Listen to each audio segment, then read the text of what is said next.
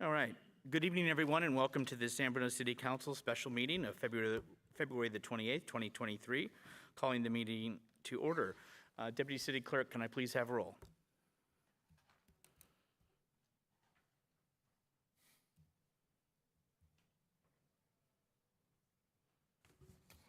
Councilmember Alvarez. Councilmember Alvarez is not here yet. Councilmember Marty Medina. Here. Councilmember Salazar. Here.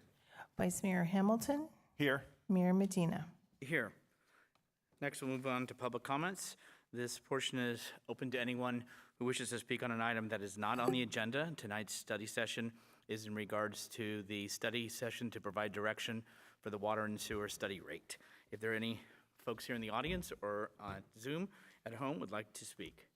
I have no hands raised and there are no speaker cards. Okay, at this time we'll move on to the purpose of this meeting, which is the study session. We're going to hold a study session and provide direction regarding the 2023 water and sewer rate study findings and rate recommendations. And first I would like to turn it over to our city manager. Thank you, Mayor Medina, members of the City Council, and the public, Javon Grogan, City Manager. I am happy to intro this item. We are here for our second study session on the water and sewer rates.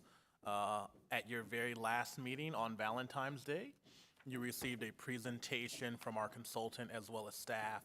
However, we ran out of time to really engage in an in-depth dialogue. And so that is the goal of today's study session. We will have a brief overview presentation from staff and the consultant. And then the bulk of today's time, we have roughly an hour and a half that we've outlined for our conversations today, are really geared toward responding from questions from council, having a dialogue and direction on really three primary components. One, the recommended rates. Two, the Prop 218 process. There are a few questions with regard to how and when we conduct that process. And thirdly, around sewer rates, and do we start to do the work to bring forward to council the option to put those on the property tax roll. We're not asking for final direction tonight to do that, but is there general interest in the council to begin that analysis and that work? And we talked briefly about that at the last meeting. We do have some answers to a few questions that you raised at that prior meeting, as well as you may have seen that there's an attachment to the staff report that provides a number of responses to questions that you asked at that meeting. So without further ado, I will turn it over to Matthew Lee, our Public Works Director, to kick off tonight's presentation, and our consultant from Bartell Wells that Matthew will intro. Good evening, Mayor, members of Council. My name is Matt Lee. I'm the Public Works Director for the City of San Bruno. I'd like to introduce Alex Handlers from Bartell Wells. He's going to do a quick summary of the presentation for the water rate study, most of which you guys may have heard of at the last meeting. Go ahead, Alex. Oh, great, thanks. We're just going to kind of go through this real quick because we covered it last time. If you have questions as we go, maybe it's a quick question, happy to answer, but we'll have plenty of time at the end. At least that's the plan. So as far as the presentation here, oh, there we go. I don't know if I accidentally clicked something there. Anyway, I think you just heard what the purpose is. We're not going to, a detailed presentation. Just want to summarize the key points and really give an opportunity to get council's input and direction. Where do we go from here? In terms of the background, as I've mentioned every time, your rates really underlie the financial management and the financial stewardship of your water, wastewater enterprises. So you've got to keep the rates at adequate levels. And historically, the city's done that. With great financial management, many years of steady gradual increases. Rate increases were canceled during COVID, like many agencies, to give a little bit of rate relief, and now there's been no rate increases for 2 years. So we're back to doing the study, and where do we go from here? And we do have a draft study that was included in the packet that kind of summarizes everything in more detail. And as the city manager so eloquently stated, there's three draft recommendations that we'd like to have council's input on.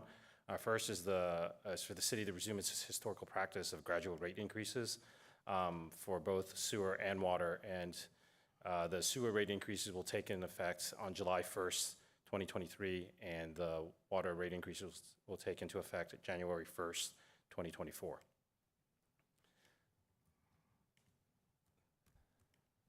As discussed, for the Proposition 218 rate increase process, we recommend to adopt new rates by resolution subject to the Prop 218 noticing and public hearing process.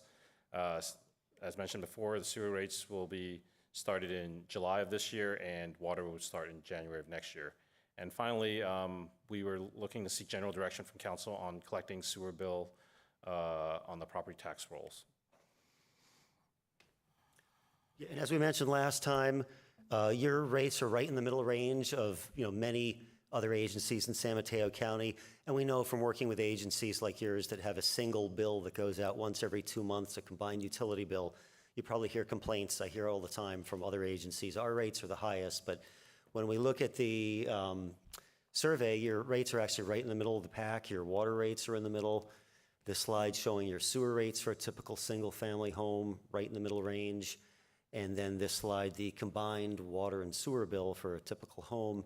You're pretty much right dead in the middle for the agencies in San Mateo County.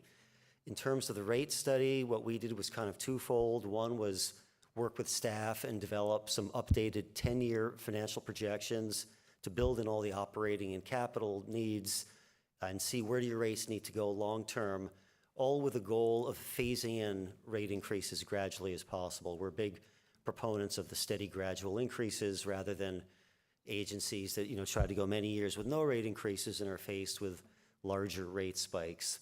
We also took a look at the rate structure itself and redeveloped rates from the ground up to make sure that the rates continue to align with the cost of service.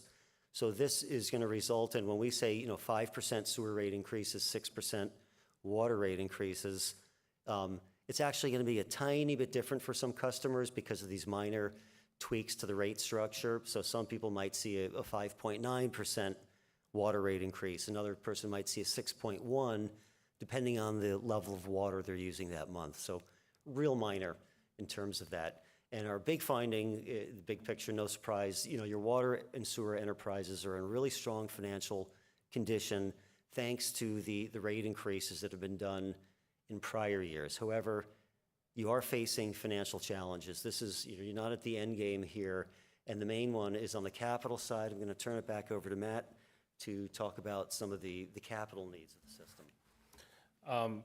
We covered much of this the last council meeting. We know that the capital needs are abundant for our water and sewer system, and the 5-year capital program for water is projected at $85 million and $71 million for sewer. Historically, council's priority was to proactively replace the aging infrastructure to support safe and reliable service. The city has made substantial progress on its long-term capital programs over the past decade. In the last 5 years alone, the city has replaced over 55,000 lineal feet in water and sewer pipe main lines, along with service connections. We rebuilt 3 sewer pump stations since the last water rate study and replaced 1 water tank, and we're looking to move forward with 3 more in the upcoming cycle. In recent years, some of the projects were temporarily deferred due to resulting in a temporary buildup in fund reserves, but the city has since filled 6 vacancies in 2022 and increased its on-call contracting capacity to help with the backlog in the future projects. The fund reserves are expected to be drawn down partially in the upcoming years as the projects are funded moving forward. You guys have seen this graph before, and we kind of briefly talked about it. For the water capital program itself, as you can see, there are 3 tanks as part of the program. Sweeney Ridge tank replacement and the Cunningham tank are anywhere between 60 and 90% complete, and so in design, and so we anticipate going into construction within those timeframes. The sewer capital improvement program, like we mentioned before, had a lot of the pump stations recently replaced, and so their focus is going to be mainly on the mainline replacements that are in conjunction with the water water main line replacements. And as we mentioned, in addition to the capital needs, yes?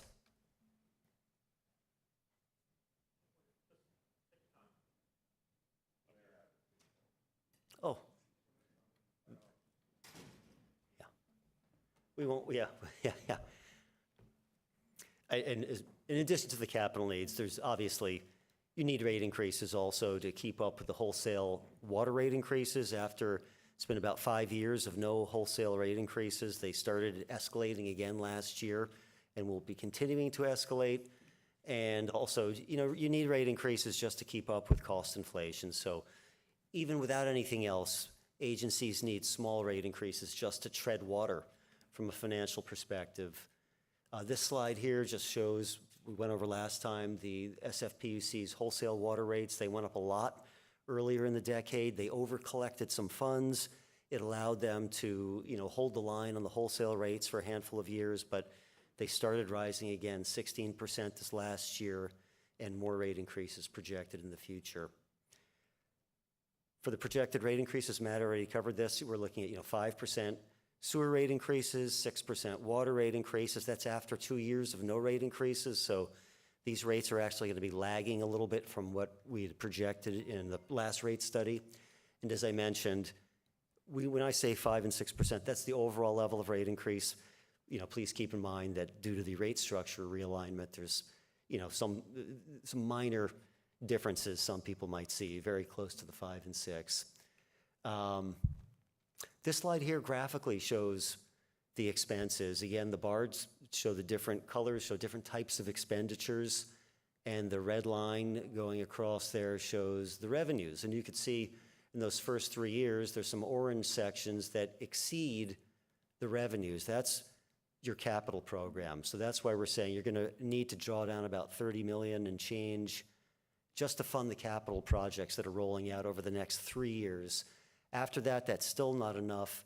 It appears potentially that the city's going to need to issue some debt to fully fund this 5-year CIP.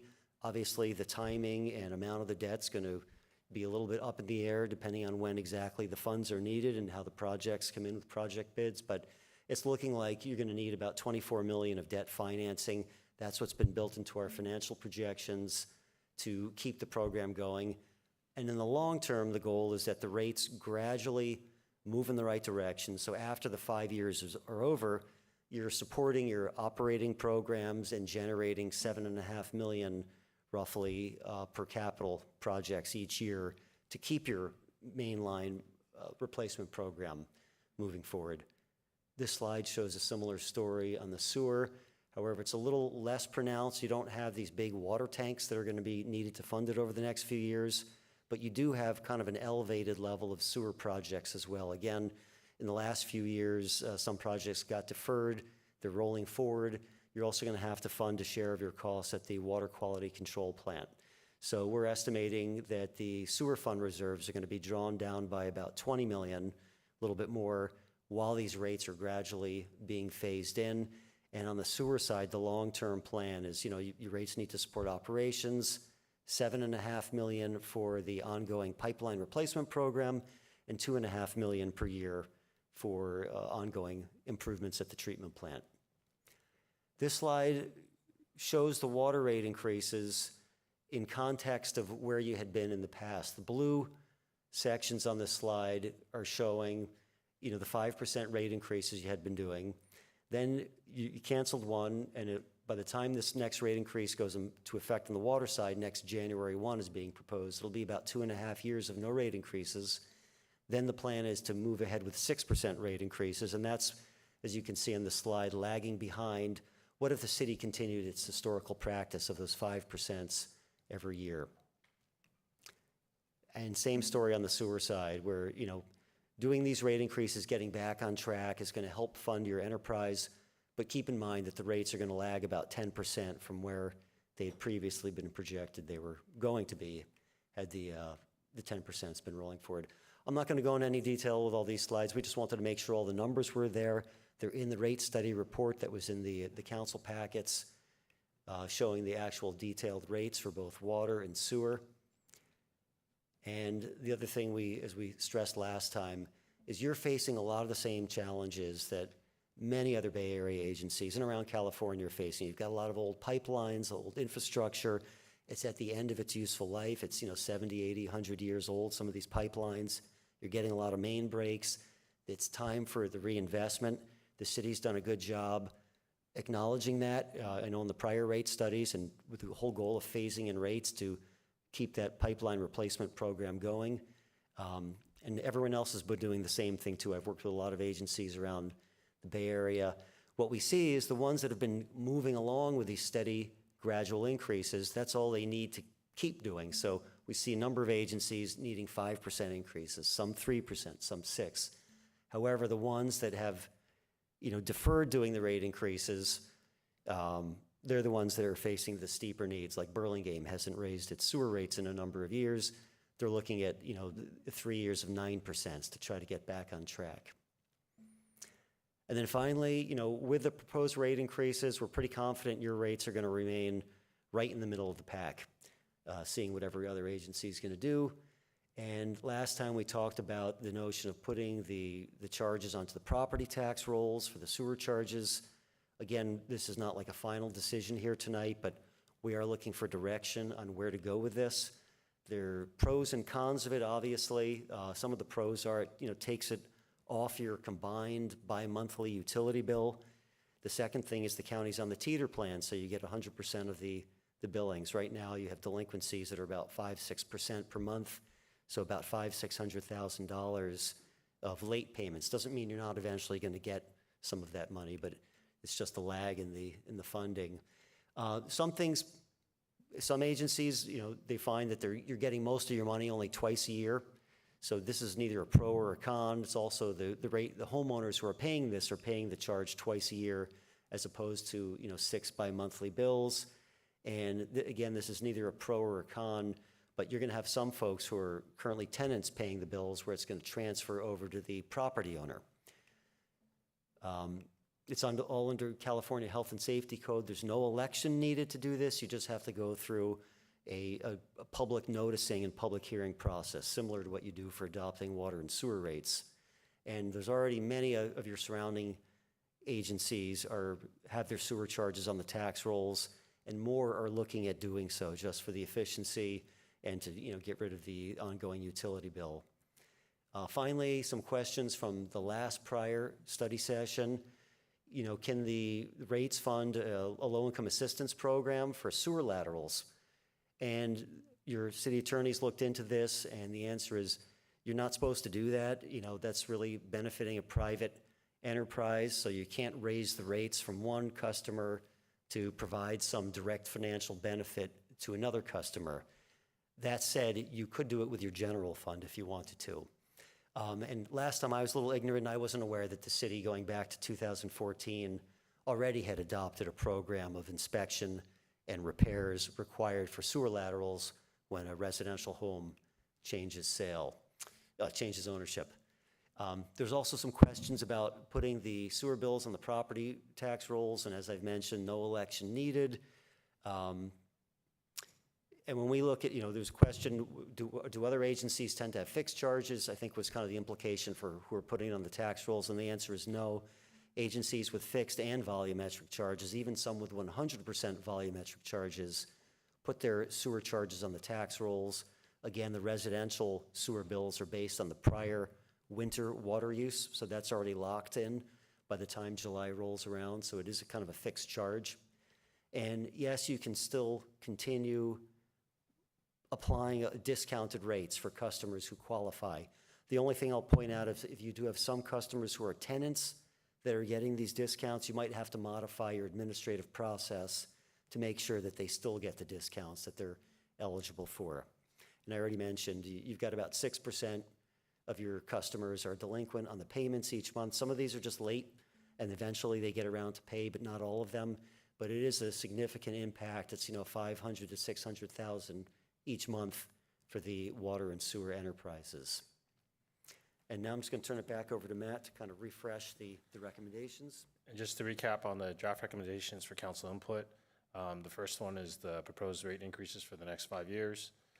The second item is the Proposition 218 rate increase process of adopting the sewer and water rates at various times. And the third one is council's input on sewer bills on property tax rolls. In terms of the next steps with our current draft schedule, you guys have seen this before. After this study session, we will move forward with a March or April 218 process for sewer rates. We'll hold a public hearing for that and then move forward with that process. And the water Prop 218 process will begin in September, October. We are open for any questions and comments that council or the public may have. Thank you very much both for your presentation and comments, and we were able to get through it and start on time, so you brought us both luck tonight. First, I'm going to ask my colleagues if there are any questions on the presentation. Then I'm going to open it to the public. Then we're going to come back, and we can have some discussion and take each item, kind of we'll go down the rates, the Prop 18, and then the option for the property tax. We'll kind of try to keep it flowing, if that's okay. So any questions to staff at this time in regards to the presentation? Yes, Mr. Mayor. Vice Mayor Hamilton.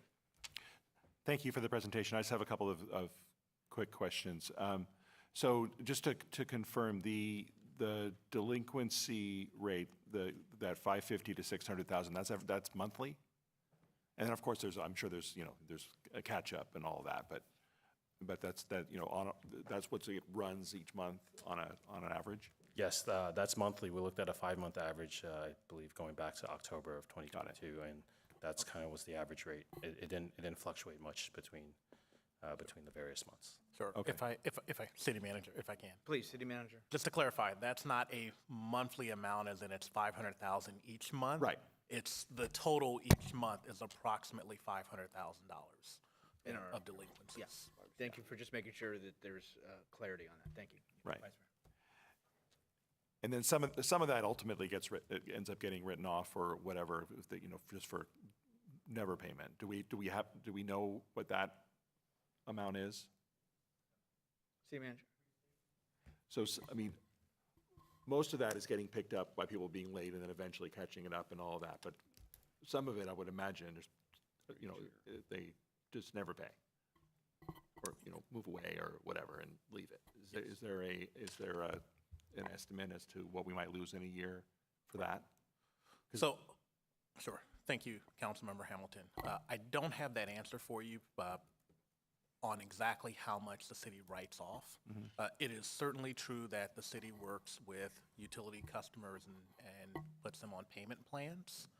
And we do have a number of customers that are on payment plans. And during the pandemic, when customers were behind, there were state programs that paid back utility bills for individuals that had a COVID-19 financial impact. We have participated in that program. We have encouraged a number of our utility customers that have delinquent accounts to participate in that program. Exactly how much the city writes off each year is an answer that we can get for you at a later date. Understood. Thank you. And then my last question is, if we were to move ahead with the process to move sewer to the tax rolls, you mentioned that there's a whole publishing, noticing process, all that. Could that run concurrently with the other process, the process of raising the rates? Can you do that at the same time, where we're going to move to the tax rolls and we're going to raise them? I'll defer to the city manager to respond. So that process to transition to the property tax roll is actually governed by the dates by which we have to notify the county to put it on the roll. I don't think that those run concurrently with the time frame that we're looking at doing for the Prop 218 process. Okay. In addition, one of the things that we mentioned at the last meeting is that we might decide to do a 1-year phase-in. We discussed before that there might be a shift from tenant to property owner. And if we do a 1-year phase-in, that may allow property owners time to adjust leases and things like that. And so with council direction in the future, the direction may be not to do it this year. Got it. Great. Thank you. Thank you. Councilmember Medina.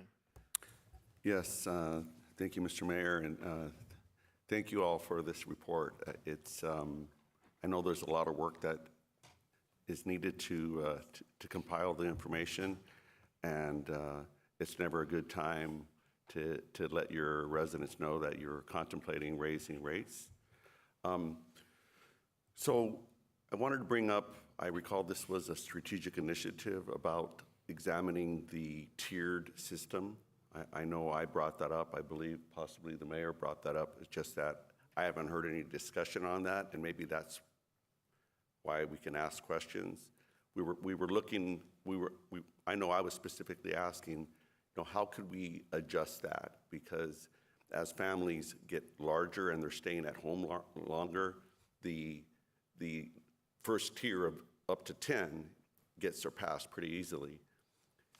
It's not that much money from going from $9.01 to 1 cent to $10.78 for that extra amount, yet I would be interested in seeing how we could possibly adjust that and see what the financial consequence would be to start adjusting those tiers. So that's my first question. Another question that I have, unless we want to let him answer that, or what's the preference? I think that would depend on how many questions there are so we can track them. How about I just go ahead and pause there and Yeah. we'll go from there? I think that answers your question, City Manager. Might be a few. Why don't we go on to tiers, please? Tiers, yeah, there's no single correct way to do rates. Some agencies have a uniform rate. You pay the same rate, from the first unit to the last. Others try to have steeply tiered rates. You have historically had tiered rates, and I know in some prior rate studies, we have adjusted those to try to make them, better match the usage patterns that we've seen in the city, and also to make sure they have a cost of service justification, why, the higher tiers would pay a little bit more.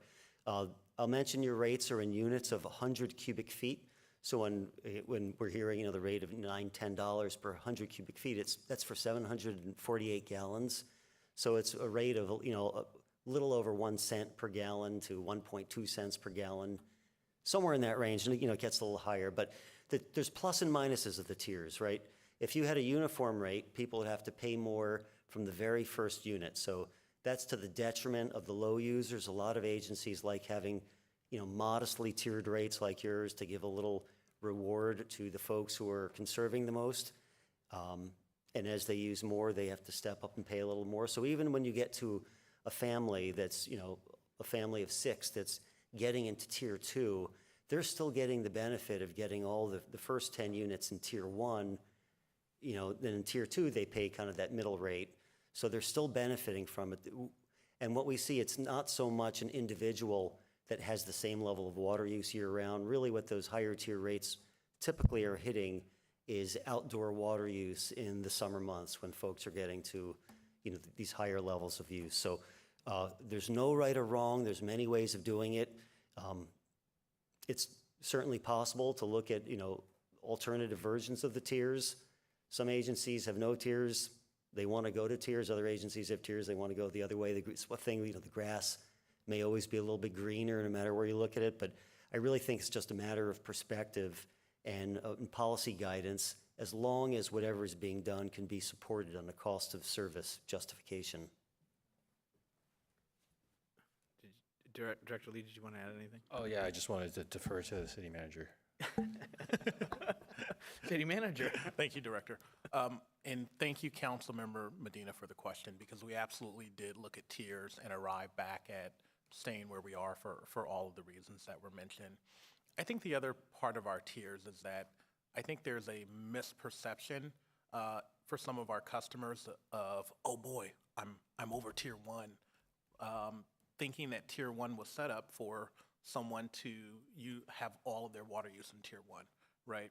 And so the tiers aren't really established for, let's say, a 1 or 2 person household to be able to stay in tier 1. And so if you're a 1 person household or 2 person household and you actually go to tier 2, that's not necessarily a bad thing, right? That's not the purpose of the tiers, because if we adjust the tiers, we still have to recover the necessary funds to run the enterprise. And so your tier costs may be different, but your fixed costs may go up.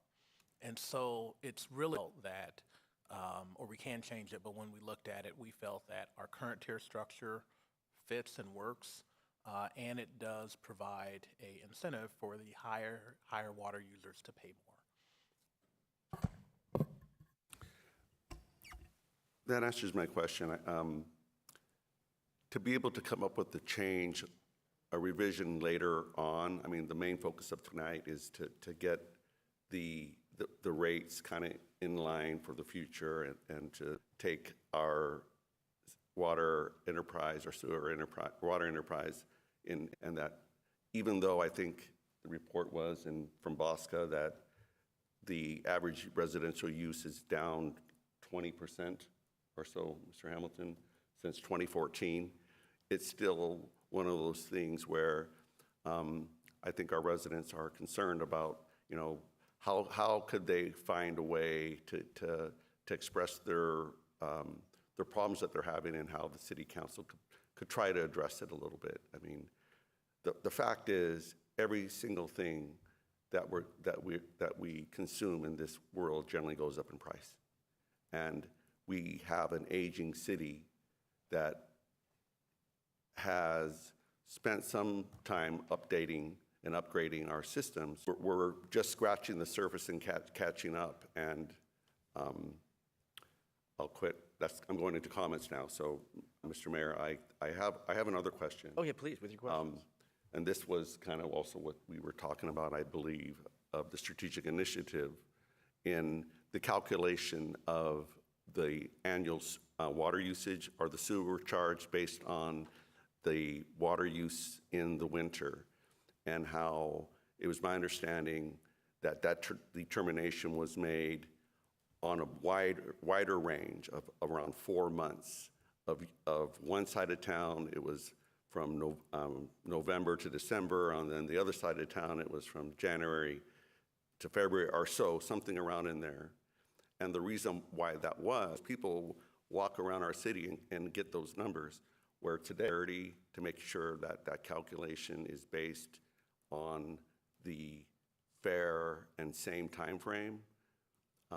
Just wanted to express that and see if we're capable of doing that now. I think we can, but just to see if that was included in our calculations. You're bringing up an excellent point. You're right. You used to have these two different billing cycles. So one was, being read 1 month, one the other, but you don't need to do that anymore. And, what we're doing here doesn't preclude you at all from, taking a look and trying to figure out what are the most appropriate months we want to use. I'm generally a fan of not just having 1 month but what you're getting at, you want it to be consistent for the city. So someone's not shifting and doing November water use when someone else is getting a different month. And I think that's certainly something you could look into from an administrative side. Thank you. Mr. Mayor, I'll pause and let some colleagues, I have a couple other questions. Please, let's get all your questions. Oh, you want them all at once? Sure. Okay. So I was wondering on the sewer side, on the charge of the difference between residential and light commercial, and to hear why those are different. You got it. You're nodding your head. So no, good. These are very good questions. Getting at kind of the underground nitty-gritty stuff of the rate studies, and the reality is, light commercial has lower wastewater strength than a typical home. So if you look at something like an office or a school, the type of stuff going into the sewer system is weaker, food waste and stuff in the system, so it costs more to treat is the reason why. So in the study, we've used, trying to consistent with what the cities historically use, which are right in line with kind of the state standards, what the different types of wastewater strengths are for different customer classifications. got it. Another question I have is if a brief discussion on how the cost percentage and then I'll have some follow-up questions when I get the answer. My understanding is it's a 25% share from the city of San Bruno, and it's based on an agreement, and I think it's part of the effluent flow that goes to the treatment plant. Yeah, and just to add to that, I think the 25% is you've got your capital component that you have to chip in on. So when they do capital projects, you have to pay your share. And I know they do an allocation because they have some other agencies that contribute as well. But on the operating side, I think it's, based on the contract, based on your flows and loadings that are coming in to the treatment plant, it's allocated. But I got to tell you, from having worked with many other Bay Area agencies, you have a very efficient treatment operations, very low cost, good shape. It's not like you need a big rebuild, for example, like San Mateo is doing $1 billion of upgrades to their treatment plant collection system, Silicon Valley Clean Water. Some of these treatment plants are just on their last legs, but the South San Francisco San Bruno plant is actually, I think, are kind of in the lower middle range, as the treatment costs are lower than they would be with some other facilities. No, I understand that and appreciate that they are taking a good care of their facility and upgrading. We do get the updates when we have to get these increases. Since that date, South City has been growing way more, and so they're speculating, this is just my observation, that they would be generating more waste, so maybe that percentage should be going down. Well, I think on the operating side, their flow goes up. However, on the capital side, I think it's kind of set in stone based on the contract, and, you could try to renegotiate, but I don't know where that would go. I'll defer. I think it's fair to ask, because it's probably true. I wastewater treatment plant, and it took a number of tries to get that number, and that was many years ago. So I don't know if they've found a way to kind of check to see what those numbers are, or it would be convenient if I was on South City side to say, well, you're paying 25% regardless of the amount that flows through now. So just thought it would be a fair question. City Manager, please.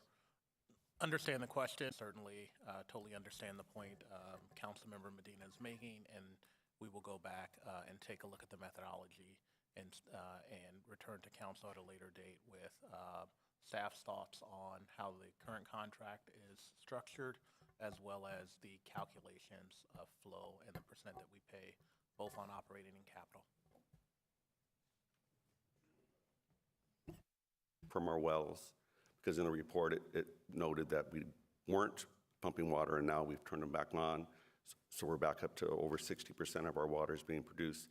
How efficient are we compared to buying the water on a larger scale, not per gallon, but on 100 units of water? But whatever that is, to kind of just to know, or maybe if you do know it, looks like you know it. The capital facilities as well as the operations. The operating costs are actually quite low. But what's happened, and when we did that 10 years ago, I think it went out that the wells proved that they were a cost-effective investment for the city. They were less than the wholesale rates. But what's happened since then is the wholesale water rates have gone up a lot. So you've really locked in, I think, a lower cost of supply for perpetuity from Thank you. analysis. Last question for now, Mr. Mayor.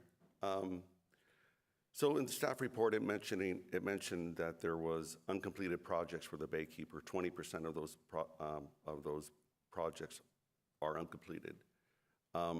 What is the status of those projects? Are those coming up, and are they going to be done in what order? That's my question. So we're working with PG&E because, as you know, that pump station is behind private property in a publicly owned open space, but we share access through the PG&E driveway. Currently, we have facilities that go through that driveway, but we're under discussion with them because we currently don't have an easement, and so we're trying to work that through with them. The only way to bring a force main out from that property is through that driveway, not through other people's houses, and so we've been in discussions with them on that for the past couple of years. Okay, thank you very much. Thank you. Other questions on the presentation from any other colleagues at this time? Seeing none, we'll go ahead and see if there's any members of the public, both present or on Zoom, that wish to speak on this topic. There are no virtual hands raised, and we have no speaker cards. Okay, thank you very much, Deputy City Clerk. We'll bring it back to the council. There were 3 topics specifically that were being asked of us. Let's start with the first one. Looking for direction from council. 6% for water effective January 1st, 2024. Is there any thoughts on this? I.e. like yes, no, different alternative, or any comments?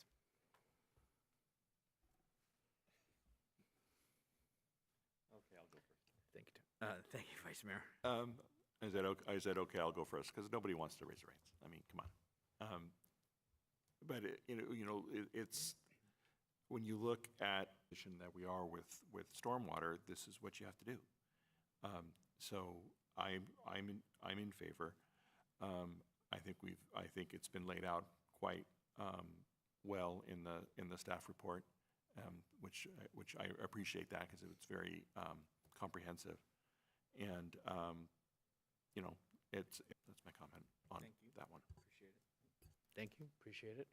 Any other comments on that or difference of opinion to the 5%, 6% as was presented in the staff report? Councilmember Medina.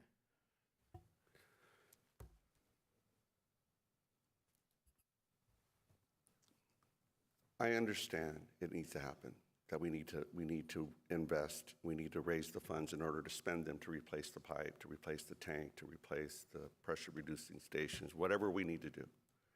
We have ongoing costs of operations that our employees, their salaries increase, our materials increase in cost. Everything goes up. The willingness generally doesn't. And this is what got to effectively upgrade a system, water and sewer, and as our Vice Mayor said, now we're facing the problem in our stormwater system. We don't have the funds to fix the problem there. Here with water and sewer, with our enterprise funds, we have that capability, and I'm in favor of doing that. I am concerned, I'm not convinced, that we will be able to spend the money that we're asking to in the time frame that is being proposed. Our water fund, $47 million in our sewer fund, and there's many reasons why we weren't able to complete our projects. And my concern is that the amount of the increase is going to take funds, and it's going to sit in these 2 enterprise funds. And currently, they're projected to get 1.5 or 2% interest and actually do what you need to do. Yet, the previous council was able to, when there was enough money in the accounts, to suspend the water and sewer rates, which we did for the last 2 years. So even though I'm skeptical that we're going to be able to do all this work in the next couple of years, I do see that the council does have the authority to 2 years from now say 3, 2, whatever that number is. So I would like to see the council being a little bit more engaged in understanding how the projects are going. I have repeatedly asked for a time frame of the various projects in our water and sewer enterprises to know when things are supposed to occur, and yet I have not received it. But yet I still see that this is something we need to do to comply with the law, to be able to put this rate increase, these rate increases, that this is the process that we need to follow. So with 2.5 years of no water increases, assure that we're not losing water or losing water balances, that when somebody happens to be living in San Bruno, they're here, they fall behind, and they eventually do depart, that money is gone. And if it's half of that 5%, that's $300,000 a year. That alone is 2%, I believe, in the calculation of the yearly rate increase in that range. So I'm listening to my colleagues and making the vote when it's necessary. Thank you. Okay, I'm just going to clarify because I'm trying to tally here. So it's yes, I understand, but I want to wait to hear from my colleagues before making a decision whether the 5 and 6 are okay. If I summarize okay. Okay. It's always nice to hear from your colleagues to know what you're thinking. I haven't yet heard it. I've already, spoken twice. I asked a number of questions. I haven't heard it. Okay about 4 or 3. So that's why I'm trying to gauge Exactly. That's fine. what staff presented. Yeah. Let's hit those if we can. Yeah, without hearing anything else, I have no other choice. I've heard from one more person. Well, so. you can make a suggestion if you feel different at this time. I'll wait. Thank you. City Manager? Thank you, Mayor. And in response to Councilmember Medina's statement, I think that there was a question or two in there and one if. And so just to clarify, it is absolutely true for each of the next 5 years. At every annual point, that's the maximum.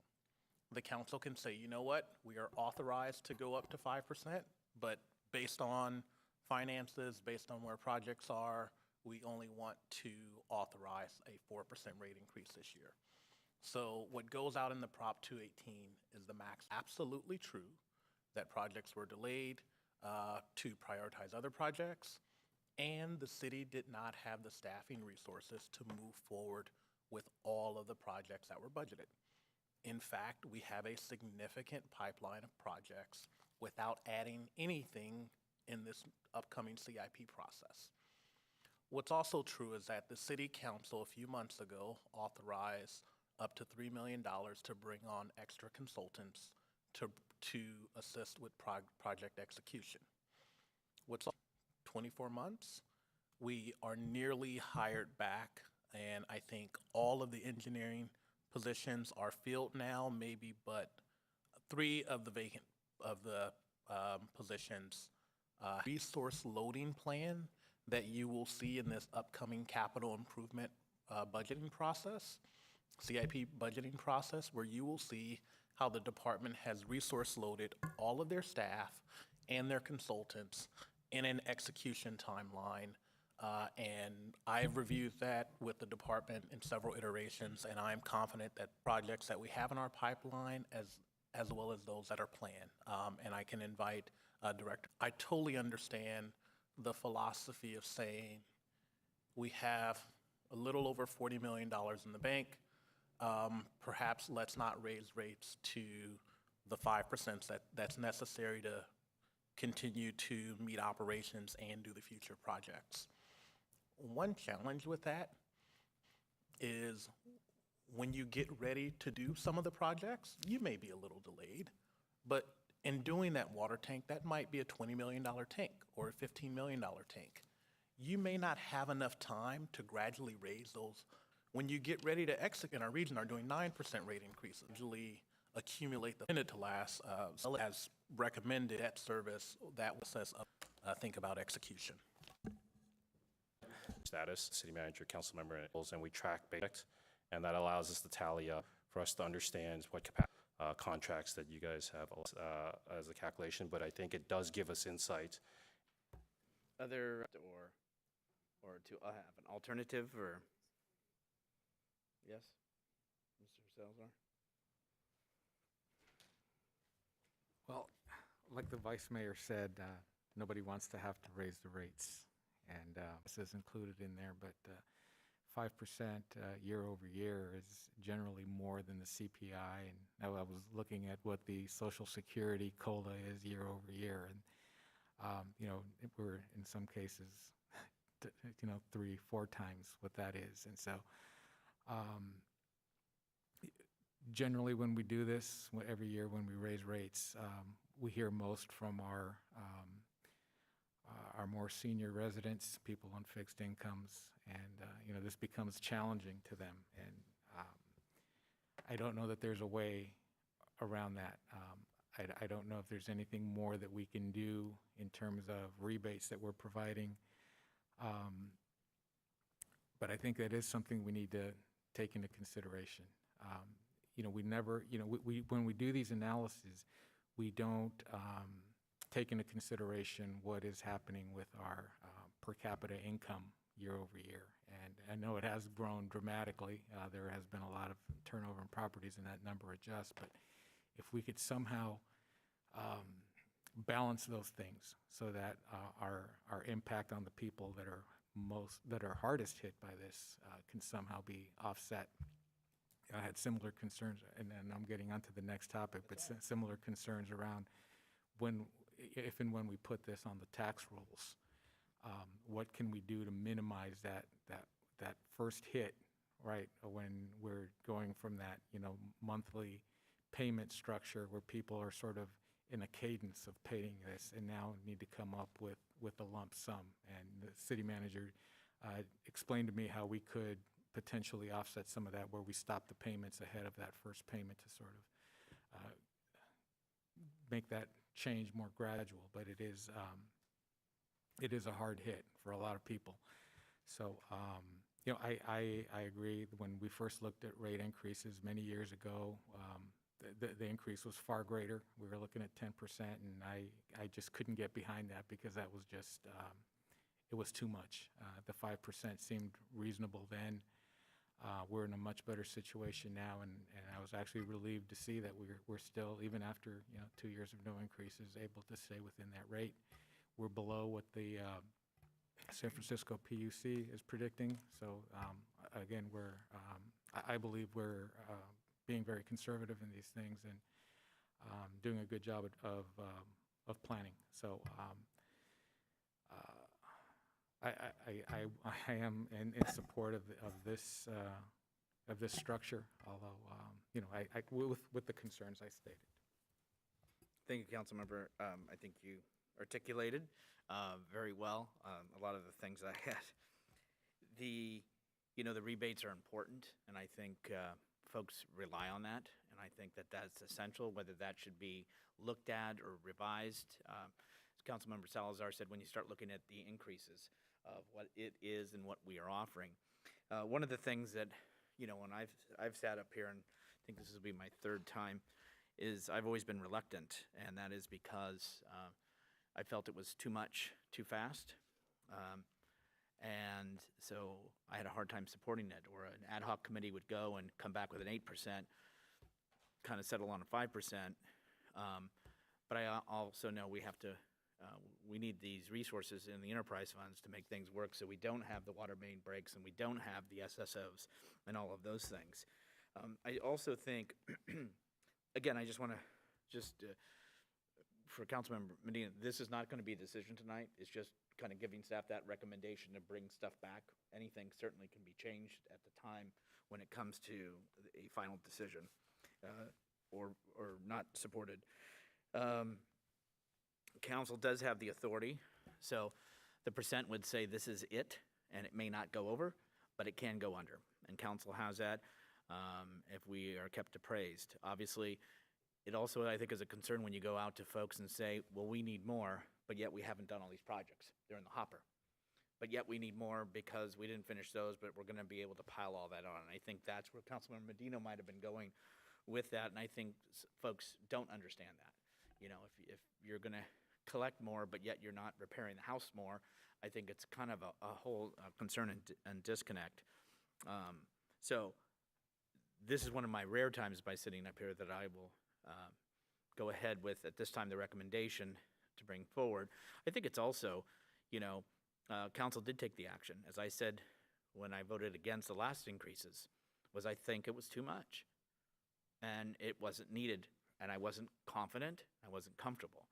I think it showed that council and staff said, okay, look, we don't need it right now.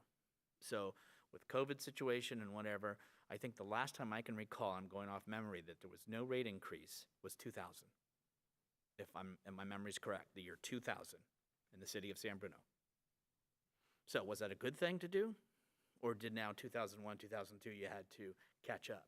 But it's been a long time since. And then staff did not come forward feeling, okay, we're still okay with the situations, with the staffing component and what we have in the enterprise funds. And so it has been 2 years. And I think that's something that really needs to be told to folks and communicated properly, is that, hey, it's been 2 years. Where I've gone, and insurance and food and gas, last couple of years it's gone up. So it doesn't make it easy, and Councilmember Salazar are 100% right. For those folks that are more mature than us, both maybe by age and just by quality of life and wisdom, it's going to be hard. And so that is what worries me the most too, because we will hear that, and rightfully so. It's hard. So with that, I think I've heard concurrence from council, unless anybody wants to retract what they've said, that staff can continue to work on the 5 and 6%. Now we'll move on to the 218 process. So it's kind of, okay, well, it's kind of straightforward. Could we just put it back on the screen, is that okay? And then just so council can look at that, and maybe we can help expedite the conversation. Staff, that is slide 27. Thank you. You can put that up. Just so, since we were talking about that, I don't want to.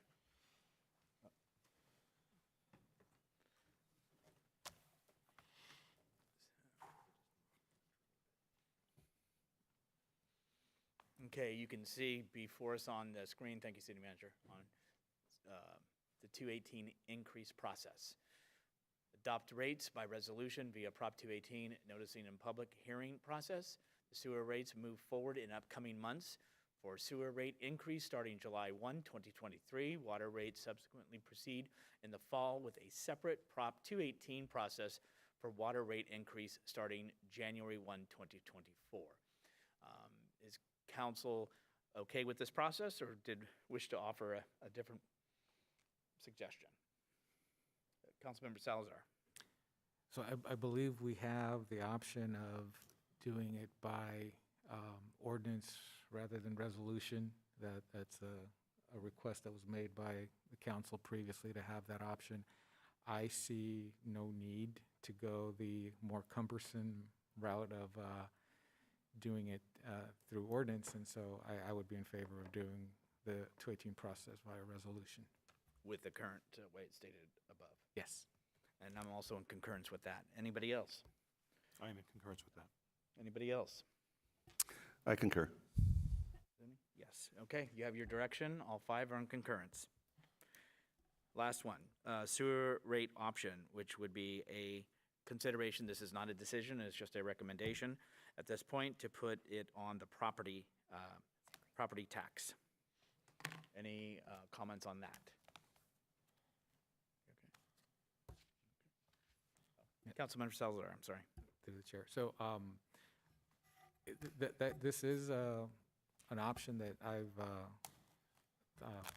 tried to advance in the past. I think there may have some value to homeowners to be able to pay it on that property tax, and definitely an advantage to the city. You know, I am interested in seeing something come back where it's outlined in detail on how that would be implemented, and if it looks reasonable, then I would support it. Anyone else? Well, Vice Mayor.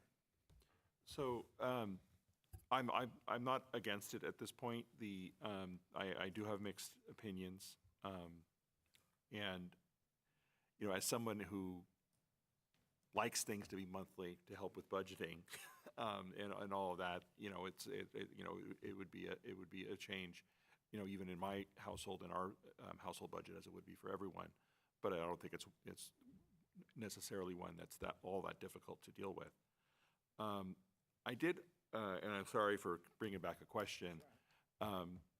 In the answers to the comments from last meeting, it says there is some belief that moving building to the property tax is more equitable. And I just wanted to know get some background on that statement, because I want to know how moving to the property tax could be seen as more equitable. Like, I like how one was coming up, one was coming down. Yeah, you know, equity, Both I can think take a in turn this if you case is often a matter of perspective, but from some agencies, one of the reasons that they've looked at going to putting on the tax roll is because instead of having, the only people who, when it's on the property tax roll, it's the homeowner who's paying. So those are the folks who have been able to afford homes in the community as opposed to the tenants who can't afford a home. So that's one of the reasons why some agencies have thought that was equity, but I agree, it's largely a matter of perspective, because you're going to have some homeowners who would rather not be the one responsible for paying the bill at the end of the day. So there's not a right or wrong here, but it's maybe just inefficiency or where do you want to go from here? It's Okay. pure I policy appreciate clarifying that statement. Thank you. Okay, so I'm not against moving forward with seeing how we're not, I know we're not making the final decision tonight, but so I'm in favor of it enough to see it move forward. And I can say I'm in favor enough I'm not saying I would vote for it when it came back. It has to have a lot more of the detail. I do have some mixed concerns as well because I believe and I'm thinking back when I rented on Milton, the duplex. Well, I had the water meter, but that would then go to the landlord, and I can't not believe the landlord's not going to raise my rent. You could say, well, then, but you're paying for it anyway. So, but then there's no visual to it. So I do have some reservation and concern. It's also on the, as the Vice Mayor was asking on the write-offs, I thought, and again, COVID changed everything, but going a couple finance directors, they worked very hard, and the team worked extremely hard to get the ARs down very well. I mean, it was incredible to my memory. I'd have to go back on notes, but, so with COVID now coming out of that and not having those options, or you couldn't turn off service, and there were other, as the city manager said, opportunities for people to hopefully get assistance had they needed due to COVID issues. So I'm happy to say, yes, I want to hear more.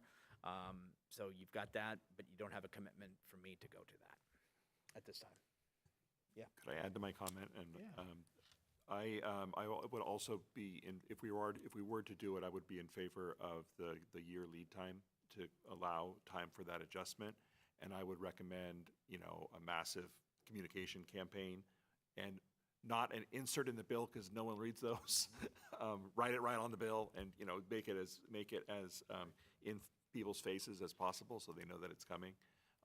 So that would need to be part of the plan for me to support it. Okay. Councilmember Medina. Yes, thank you. I'm leaning in favor of this. It seems that it will eliminate not delinquent accounts, but debt forgiveness, that money will not be lost anymore, and potentially $100,000 or more. I mean, that's significant. I thought I heard Councilman Salazar mention of a potential plan of some kind that the city manager, if I heard that right, that I didn't hear of that plan. I would like to hear what that plan is, and that providing options to our residents to make it, to relieve that burden. I mean, they will have to pay, but if there is a way that to kind of spread that pain back over a certain amount of time, I don't know whatever that was offered, but I'd be interested in hearing what it was. But overall, Mr. Mayor, I'm in favor of having staff bring that back. Yes, thank you. We can get clarity for that. Sandy? Councilmember? Yes, please. Sorry. Thank you, Mr. Mayor. I also have a reservation on this. One reason is for homeowners that are on fixed income. In 12 months, they can accumulate the bill the same way as, it's hard enough to pay property tax, for homeowners that are on fixed income. That's the only reservation I have. Also for some, like what the mayor mentioned about landlords who are renting, their properties, then the tenants are not paying the water bill, and it goes back to the homeowner. That's all. But I like to see the report or any more pros on putting this to the tax bill as well. Thank you. Thank you. So what I've heard is not a commitment that would pass, but a consensus that we would like to get more information with detail and specifics and to address some of the concerns that have been brought forth tonight.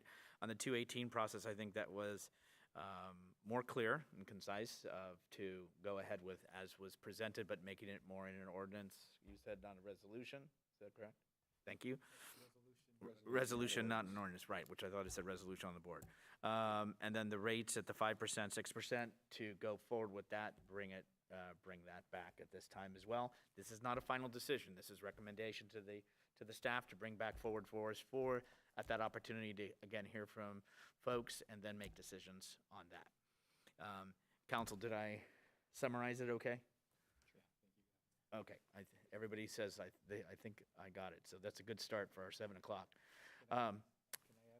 Absolutely, Councilmember Salazar. Thank you, Mr. Mayor.